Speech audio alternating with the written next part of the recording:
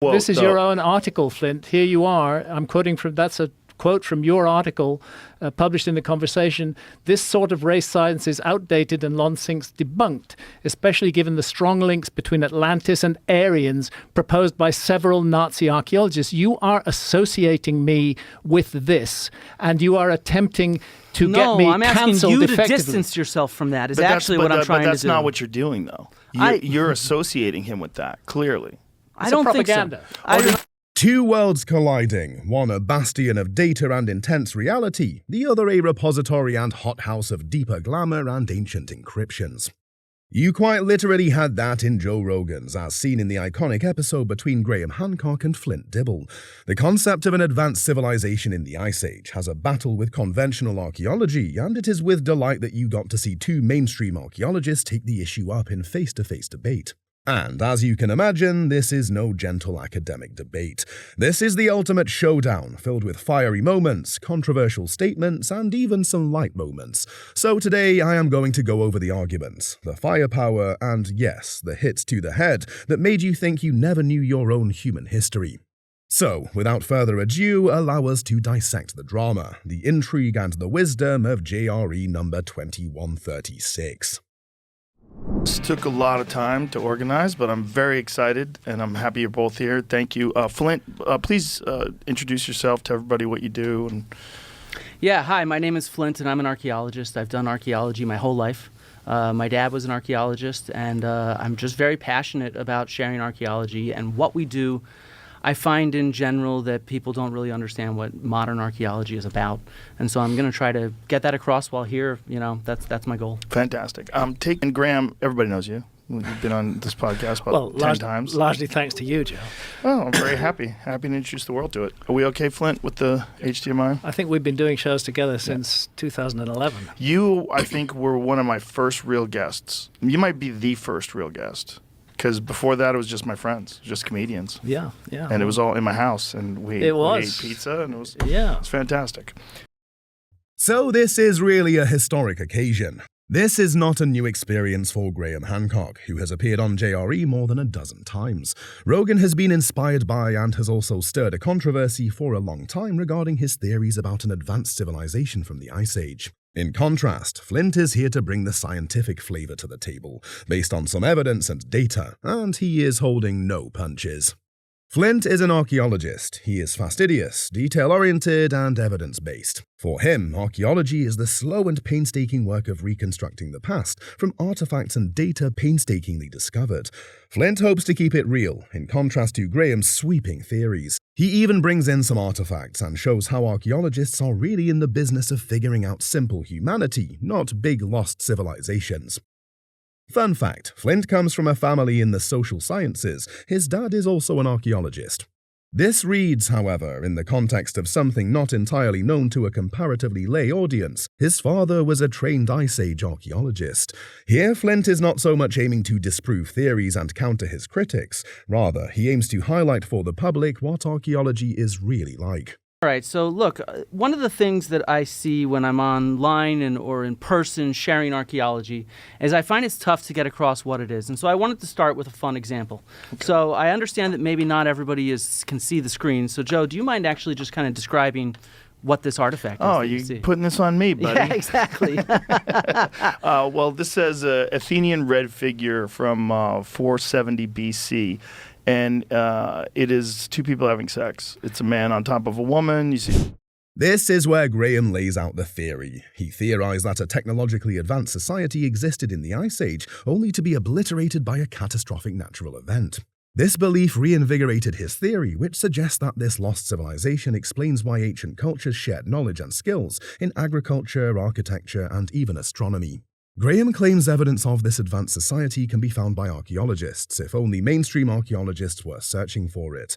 The science behind the tweet. Indeed, there is some honest-to-goodness science that seems to bear out the underlying premise of Graham's tweet, at least in part. One example is the Younger Dryas impact hypothesis, which proposes a comet or asteroid impact caused violent climate change 12,000 years ago. That ties in with Graham's suggestion of a civilization-ending cataclysm, which some scientists think may have wiped out early human societies. in space to me. It's like something missing in the story of our past. To the extent that I can put form on it, I think we're looking at a civilization, like all civilizations, that emerged out of shamanism. I believe that they did have rather advanced astronomy and a knowledge of the world. But I don't compare, when I speak of a 19th century level of technology, I'm talking specifically about knowledge of longitude. The longitude problem was not solved by our civilization until the middle of the 18th century. And I'm talking about knowledge of very hard to observe astronomical phenomena such as the precession of the equinoxes. That knowledge is normally attributed to the ancient Greeks. But I think there's compelling evidence that it's much earlier than that. Flint does not raise his voice, but his response is still firm. He doesn't dismiss Graham's notion entirely, but insists that if a civilization so advanced existed, there ought to be physical objects, buildings, or remains. Archaeology is not just one narrative, as Flint explains. It's about going where the data leads you. He concedes that science changes, but only in the face of new, verifiable data. Further commentary. This is where we begin to see the first hint of divergence. On the one hand, Graham reckons traditional archaeology is resistant to ideas that contradict what it has long regarded as gospel, and on the other foot, Flint counter-argues the fact that archaeology is all about reacting to new evidence. So there is a line for Flint. Extraordinary claims demand extraordinary evidence. Tell me what your view on the Clovis First thesis is. Well, when I was an undergraduate student, I was taught that there were people here before Clovis, and that was over 20 years ago. Mm-hmm. And that would be what decade? That would be the early 2000s. The early 2000s.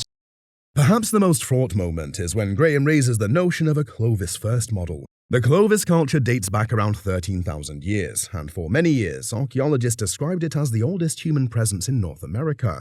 But research in recent years, such as the Bluefish Caves, indicates that humans arrived there far earlier. This strikes Graham as a textbook case of entrenched archaeology's reluctance to budge. There's a key difference in how they view science, and the way this debate unravels illustrates that difference.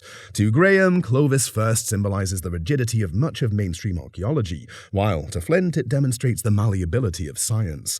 That tension is what defines their debate. Is archaeology open-minded, or does it curtail anything that threatens the narrative? Tell us what you think in the comments below. External source insight. Archaeologists found bones lying at Bluefish Caves were 24,000 years old in 2017, causing researchers to rethink their theories on when humans first migrated into North America. Such findings repeatedly turned Clovis First on its head, but as Flint notes, this was not an overnight process. It is for that reason, apparently, that science, according to him, is slow. Do you mind actually just kind of describing what this artifact is? Oh, you're putting this on me, buddy. Yeah, exactly. Well, this says Athenian red figure from 470 BC. And it is two people having sex. It's a man on top of a woman. You see his penis. You see it's part of an Athenian pornographic export market. And Kathleen Lynch and Sean Lewis and others have published on this. And so the real point is that what we're looking at is the painters are designing something for consumers in Italy, and particularly in Etruria. And this instead fits better in with telling us about life in Etruscans and the kind of stuff that they show in their tombs, sort of romance. According to Flint, these objects display the humanity of history. The Greeks were human like us and had eccentricities and pastimes like us, as well as erotic art. These lighter moments serve as a reminder that archaeology is as much about the things we might find in a second-hand shop as it is about lost civilizations and big theories, pieces of everyday life from the ancient world. Archaeologists. I'd say a bunch of it has been surveyed, including by my dad. No. How much has actually been excavated? What sort of percent do you have? Well, a lot of sort of desert archaeology does not have excavation. It's eroded away due to the wind. Oh, so what's your answer to my question? How much does archaeology really know about the past of the Sahara?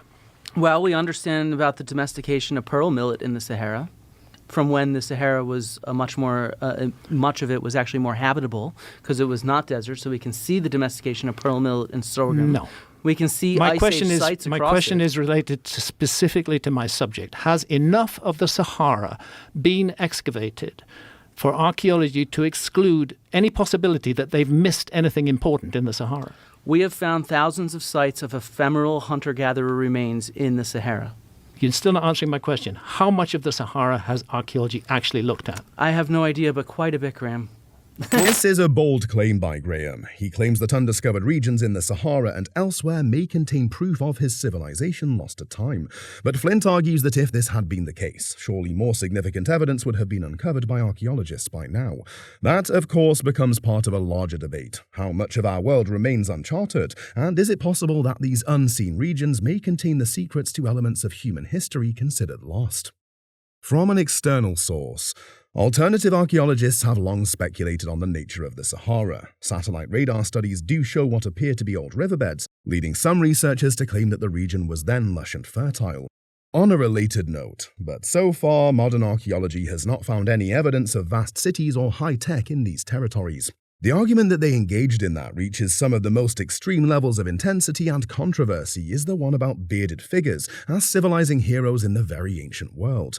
These individuals, Graham implies, may just have been the remnants of an ancient civilization that spread knowledge to various indigenous cultures around the globe. Flint, however, takes issue with this reading and its problematic parallels with common denigrations of the achievements of indigenous peoples. Of their rich heritage, and instead giving credit to aliens or white people. Actually, I've never... Did you really say that? No, I said that this idea of Atlantis, the way it goes back 200 years, it has been used for those reasons. So are you saying... By ethnic groups. No, I'm not actually interested. So good. So you don't identify an ethnic group, but do you see beards on these figures? Yeah, and people all over the world on every continent have beards from different ethnic groups. It's just curious that amongst the Olmecs we have this, and we have this, and we have this. And I'm just intrigued by that. I don't know... That people look different, yes. I don't know what it means exactly, but I do find it intriguing. And I see this as actually an example of the problems here, because you cite Spanish colonial literature about, say, a white Quetzalcoatl coming. You talk about this as different kinds of people. Yes, you do in Fingerprints of the We got to Gods. get correct on this. We got to get correct on this. Are you saying that the whole story of the bearded, pale-skinned Quetzalcoatl was a Spanish invention? Yes, I am. I can show you a depiction of Quetzalcoatl from the pre-Spanish period. I can show you depictions. Wait, I can show you no. depictions too. No, can I please get the... Here we go. This is Quetzalcoatl on the Borgia Codex. This is from before any Europeans arrived in the New World. Well, this is controversial. These theories, Flint argues, only serve to perpetuate the myth that ancient civilizations required assistance from foreign saviors. Graham retorts that, at most, he's just laboring under the evidence of myth and history. It's a nuanced exchange, with Graham standing up for his own sources, and Flint pointing out the need to value the accomplishments of indigenous peoples. This is a contentious issue. Flint argues that such theories unintentionally reinforce the idea that ancient civilizations needed help from outside saviors. Graham counters that he's simply following evidence from myths and historical accounts. It's a complicated discussion, with Graham defending his sources and Flint emphasizing the importance of respecting indigenous achievements. Published in External Source, an archaeological article on savior figures featured in ancient texts and artifacts has prompted many archaeologists to reconsider their interpretations of such figures and the implications of the texts. But experts say these tales are often steeped in colonial prejudice rather than historical fact.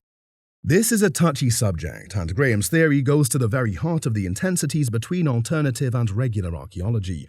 Colonial Influences in Archaeology, Archaeology Magazine. Thank you, Graham. It's always great to talk to you, and I really appreciate all your work and your years of dedication to this. And it's just opened up these conversations, and I think it's interesting. It's just really interesting to find out what happened. Yeah. Well, Joe, thank you to you for hosting this first time ever kind of event. My pleasure. I think it was great. So I think this can be done with a lot of subjects, like people don't have to be assholes. We can all be nice. That's all right. a beautiful line to end with. People don't have to be assholes. Don't have to be. All right. Bye, everybody. Bye. So this is how the argument ends. Graham thinks that there are still portions of forgotten human history hidden under sands, jungles, and even underwater. But Flint makes a case for caution and evidence. If there is something out there, he believed science will eventually find it, but only with cold, hard data. This is more than a historical debate. It's a battle of two worlds. Will we dare take the plunge into uncertainty, or will we settle for what we have proven? So, what do you reckon? Is history a mystery puzzle box that we were never taught to appreciate, or is archaeology right to be skeptical? Let us know in the comments section below. Wherever you fall on the Flint Graham spectrum, you cannot deny this was one of Rogan's more contemplative episodes. If you liked this breakdown, click like, subscribe for more reviews, and tap the bell for notifications on when we take our next plunge into Rogan's hottest topics. And that is why history is more than his story. And as always, thank you for watching. Until next time.